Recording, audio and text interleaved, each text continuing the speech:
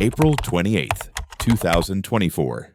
A quiet Sunday afternoon in Marion, Ohio. Inside a small home on Miami Street, paramedics burst through the door, their faces a mask of controlled panic. Body cameras capture the chaos, officers shouting coordinates, a mother's screams piercing the air, and in the center of it all, a tiny 6-month-old baby with catastrophic injuries. His name was Royal Wayne Jackson Bates. His skull had been crushed. But here's what makes this story even more horrifying. This wasn't an accident. This wasn't unexpected. This wasn't a tragic twist of fate. This was warned about. This was preventable. This was ignored.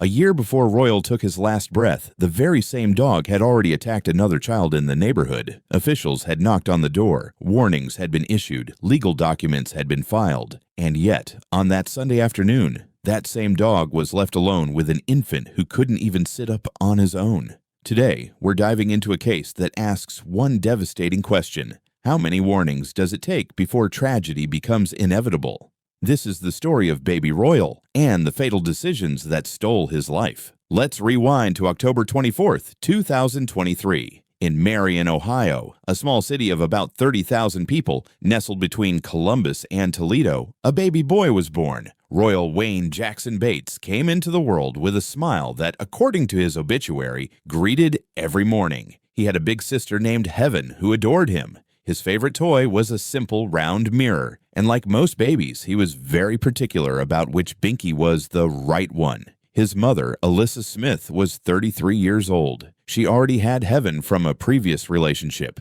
Royal's father was Blake Bates, 29, who lived with Alyssa in their modest rental home on Miami Street. On the surface, they seemed like any other young family trying to make it work. But beneath that surface, warning signs were everywhere. The home where Royal lived wasn't just occupied by people, it was also home to multiple pit bulls. And this detail is crucial to understanding what would unfold. Blake Bates owned a pit bull named Kylo, a powerful, muscular dog with a history that should have sent alarm bells ringing through every parent's mind. But Kilo wasn't alone. According to police reports, there were other pit bulls in the home too.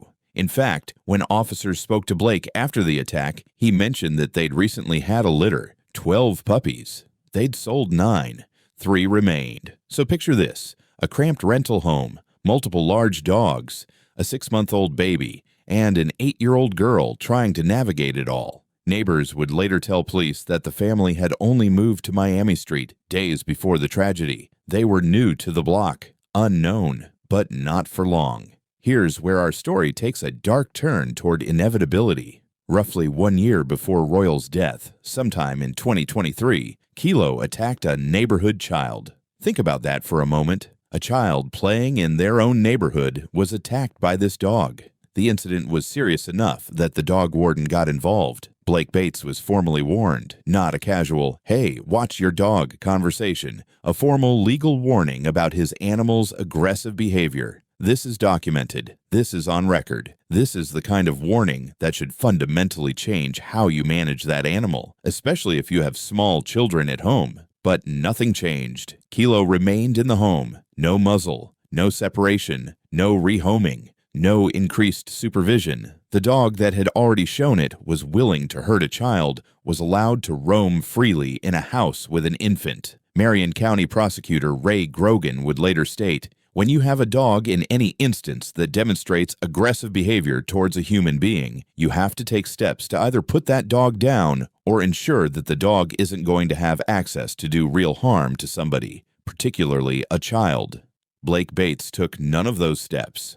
April 28th, 2024. It was a Sunday. Spring had finally arrived in Ohio, bringing warmer weather and the promise of easier days ahead. Inside the home on Miami Street, little Royal was 6 months old, at that perfect age where babies start showing their personalities but are still completely helpless. He couldn't crawl away from danger. He couldn't protect himself. He was entirely dependent on the adults around him to keep him safe. According to prosecutors and court documents, here's what happened that afternoon. Blake Bates was outside the home. Alyssa Smith was in the bathroom, possibly showering. And Royal was left in the living room with his 8-year-old half-sister, Heaven.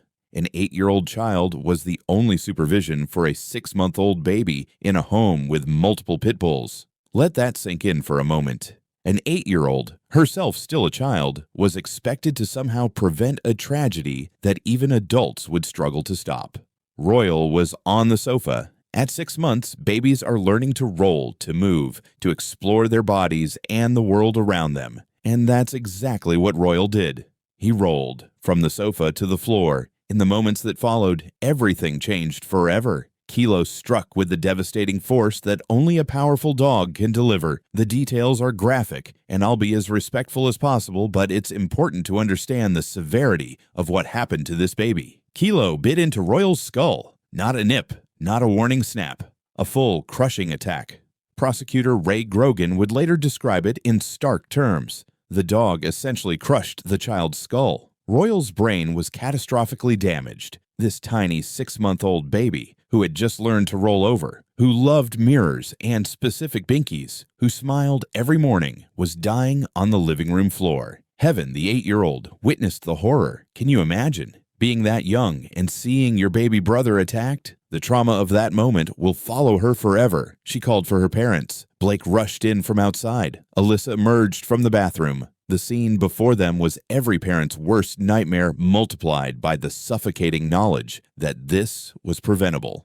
The 911 call came in. Within minutes, Marion Police and Fire Department paramedics arrived at the home on Miami Street. Body camera footage later released by Law and Crime Network shows the frantic scene. Officers rushing onto the porch. The chaos of the moment. A baby being whisked into a Marion County fire ambulance. Royal was rushed to Marion General Hospital. Emergency room doctors and nurses worked desperately to save him, but the injuries were too severe. The damage was too extensive. Royal Wayne Jackson Bates was pronounced dead shortly after arrival. He was 6 months and 4 days old. In the house, officers immediately seized Kilo, the dog that had been warned about, the dog that had already shown aggression, the dog that had now killed an infant. Kilo would be euthanized, but that would bring no comfort to a family now shattered by loss and by decisions that should never have been made. When police investigate a child's death, they look for patterns, for explanations, for the why behind the tragedy.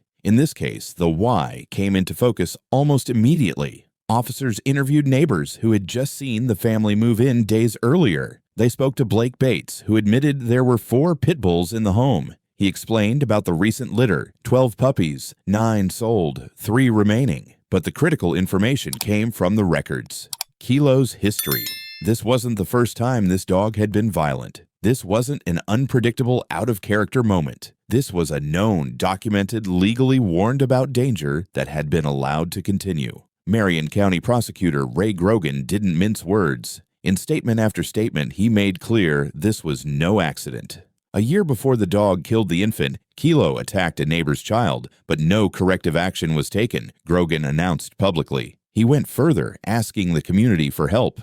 Anyone who lives in the Miami Street area and has information about previous aggressive behavior of the family's pit bull Kilo should contact Marion Police. The message was clear. Authorities believed there might be other incidents, other warnings, other moments where this tragedy could have been prevented. Here's what makes this case legally significant. Both Blake Bates and Alyssa Smith weren't just facing animal control violations. They were facing serious criminal charges because their negligence directly led to a child's death. Initially, the Marion County Grand Jury brought first-degree felony charges against both parents. Involuntary manslaughter, child endangering, reckless homicide. These aren't minor charges. These carry serious prison time. The prosecutor's office stated each defendant could face 11 to 16 and a half years in prison if convicted on all counts. Why such serious charges? Because Ohio law recognizes that when you ignore known dangers,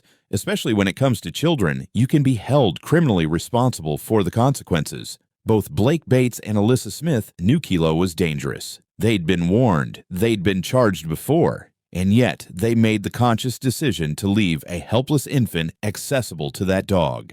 Marion, Ohio is a tight-knit community. When news of Royal's death spread, grief turned to anger. Vigils were held outside the home on Miami Street. Neighbors placed flowers and toys and teddy bears, a makeshift memorial for a baby who never got to celebrate his first birthday. But alongside the grief was a simmering rage. How could this happen?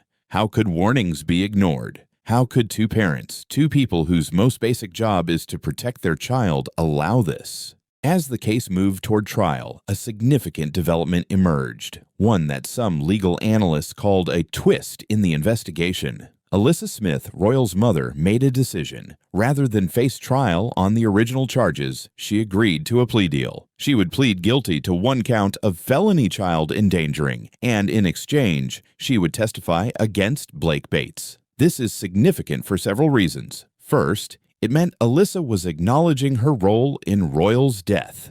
She was admitting that she endangered her son, that her actions contributed to the tragedy. But second, it positioned her as a witness against Blake.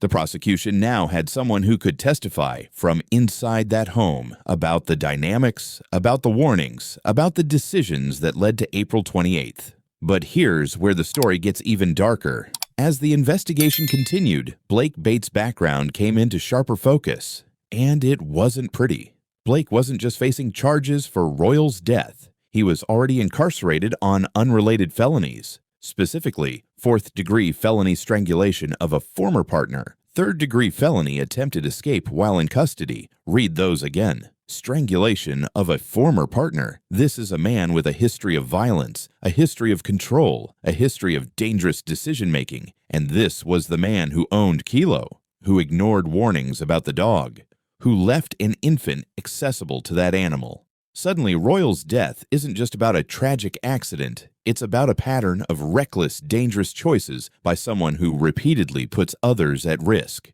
Blake's bond was set at $100,000, double what Alyssa's was. The courts recognized he was a higher risk, a more dangerous individual. On October 2, 2025, more than a year and a half after Royal's death, Blake Bates stood before a Marion County Common Pleas court judge. He entered a guilty plea to involuntary manslaughter. By pleading guilty, Blake avoided a jury trial. He avoided having to hear testimony from his former partner. He avoided the possibility of being convicted on all charges, which could have meant up to 16 years in prison. Instead, he faced up to 3 years on the manslaughter charge, plus additional sentencing for his prior convictions on strangulation and attempted escape. Prosecutor Ray Grogan released a statement. This guilty plea holds Bates accountable for a preventable horror that stole an innocent baby's life. Bates knew his pit bull was dangerous, yet he gambled with this baby's safety. Recklessness that demands severe consequences. For Alyssa Smith, judgment came on October 20th, 2025. Common Pleas Court Judge Todd Anderson sentenced Alyssa Smith to 3 years in prison, the maximum possible sentence for the charge. Before issuing the sentence, prosecutors presented the evidence. They laid out the horrific details of Royal's death. They detailed Alyssa's pattern of irresponsibility. They emphasized that she knew about Kilo's history and made the conscious choice to leave her son vulnerable. But here's the thing about sentences in cases like this. No amount of prison time brings Royal back. No punishment makes this right. No consequences undo what happened in that living room on April 28, 2024. After Royal's death, authorities seized Kilo and euthanized him. But what about the other pit bulls in the home? Royal Wayne Jackson Bates lived for exactly 6 months and 4 days. In his obituary, his family wrote that his favorite toy was a little round mirror, that he was particular about his binky, that he loved his big sister Heaven, that he always woke up with a smile. But Royal never got to crawl, never got to say his first word, never got to take his first steps or celebrate his first birthday, or do any of the 1,000 tiny miracles that parents cherish. Why? Not because of some unforeseeable tragedy. Not because of a freak accident, not because of bad luck or fate or circumstances beyond anyone's control. Royal died because the adults responsible for protecting him ignored warnings. They chose convenience over safety. They prioritized their dogs over their child's life. A year before Royal's death, another child was attacked by Kilo. Officials warned Blake Bates. Documents were filed, legal consequences were initiated, and nothing changed. How many warnings does it take? How many red flags have to wave before tragedy is recognized as inevitable? For Royal, one more warning than he got. Marion County Prosecutor Ray Grogan said it clearly. Everyone is responsible for the dogs they own, and for aggressive dogs, those owners must take extra precautions, especially around kids. It's not complicated. It's not ambiguous. It's basic parental responsibility. Blake Bates and Alyssa Smith will serve their time. Blake faces 3 years for manslaughter plus additional time for his other convictions. Alyssa received the maximum 3 years for child endangering. But those sentences, they're footnotes in a much larger tragedy, because somewhere in Marion, Ohio, there's an 8-year-old girl named Heaven who watched her baby brother die, who carries trauma no child should ever experience, who lost her sibling because the adults around her made terrible, preventable decisions. And there's a family missing a baby boy who smiled every morning. Royal's story forces us to confront uncomfortable truths about negligence, about warning signs we ignore, about how preventable tragedies become inevitable when we choose not to act. His life mattered. His death wasn't meaningless. And if his story makes even one person take aggressive dog behavior seriously, makes one parent prioritize their child's safety over their attachment to a pet, makes one community member report a dangerous animal, then maybe, just maybe, Royal's 6 months on this earth will save another child from the same fate. Rest in peace, Royal Wayne Jackson Bates. You deserved so much better. If this case affected you the way it affected me, I need to talk to you for just a moment. Stories like Royal's are difficult to hear. They're heartbreaking, they're infuriating, but they're also critically important. These aren't just true crime stories for entertainment. These are real families, real tragedies, real lessons that could save lives. And the only way these stories reach the people who need to hear them is if you help spread them. So here's what I'm asking. If you believe that Royal's story deserves to be heard, if you think this kind of preventable tragedy needs more attention, if you want to be part of a community that takes child safety seriously, hit that subscribe button right now. And I mean right now. Not later. Not I'll remember. Right now. Because that simple action tells YouTube to show this video to more people. It means more parents might see it. More communities might have conversations about aggressive animals. More children might be protected. While you're at it, leave a like. Drop a comment telling me what you think should happen in cases like this. Should criminal penalties be harsher? Should aggressive dogs be removed from homes with children immediately? I want to hear from you. And here's the big one. Share this video. Send it to parents you know. Post it in community groups. Share it with anyone who owns dogs and has children. Because someone in your network might be ignoring warning signs right now. Someone might be one decision away from their own tragedy. This channel exists because you support it, because you believe these stories matter, because together we can create a community that doesn't just consume true crime. We learn from it, we discuss it, we use it to make our families and communities safer. I'll see you in the next video. Until then, stay safe, protect the vulnerable, and never ignore a warning, because sometimes you only get one.